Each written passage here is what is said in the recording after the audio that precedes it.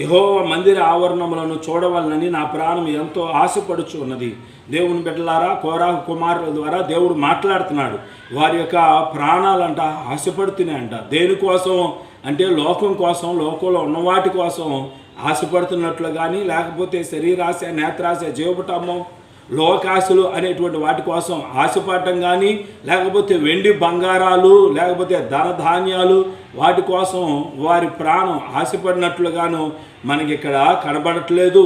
మరి దేనికోసం కోరాహు యొక్క కుమారులు వారి ప్రాణం ఆశపడుతుంది అని అంటే దేవుని మందిరం కోసం, దేవుని మందిరం యొక్క ఆవరణములను చూడటం కోసం, దేవుని మందిరంలోకి వెళ్ళటం కోసం, ఉండటం కోసం, వీటి కోసమే దేవునితో స్నేహం సహవాసం చేయటం కోసం, దేవునితో కలిసి నడవడం కోసం వారి యొక్క ప్రాణము ఆశపడుతున్నట్లుగా మనం చూస్తున్నాం. దేవుని బిడ్డలారా, చదివిన ఈ వాక్య భాగం ద్వారా మనకి తేటగా అర్థమవుతున్న విషయం ఏంటంటే దేవుణ్ణి ఇష్టపడటం, దేవుని మందిరాన్ని కోరాహు కుమారులు ఇష్టపడటం, ప్రేమించడం, ప్రాణం కంటే ఎక్కువగా ప్రేమించడం.